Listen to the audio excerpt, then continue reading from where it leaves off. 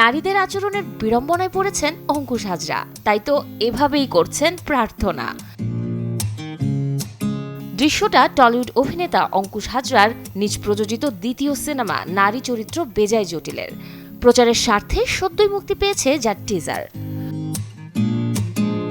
প্রথম ঝলকেই বোঝা গিয়েছে বিভিন্ন বয়সী নারীদের একের পর এক জটিল চরিত্রের আভাস জানিয়ে একরকম বিড়ম্বনাতেই থাকেন অঙ্কুশ হাজরা।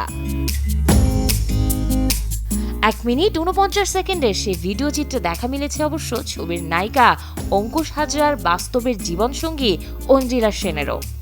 সেখানে এক ঝলকে দর্শক বুঝে নিয়েছে এই নারী নিয়েও নানা বিড়ম্বনায় থাকেন ছবির নায়ক।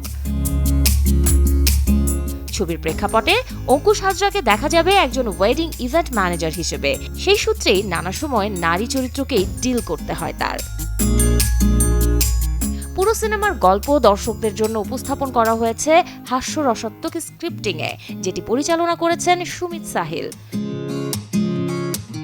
নতুন বছরের আসছে 9 জানুয়ারি টলিউডের ছবি মুক্তির তালিকায় প্রথম নাম লিখিয়েছে নারী চরিত্র বেজায় জটিল। তাই তো বলা হচ্ছে 2026-এর টলিউড ফার্স্ট বয় এখন অঙ্কুশ হাজরা। নারীরাই জটিল আর পুরুষেরা সরল স্বভাবের কথাটি কতখানি সত্যি তা জানা যাবে ছবি মুক্তির পর। শারিন জেবিন, চ্যানেল 24।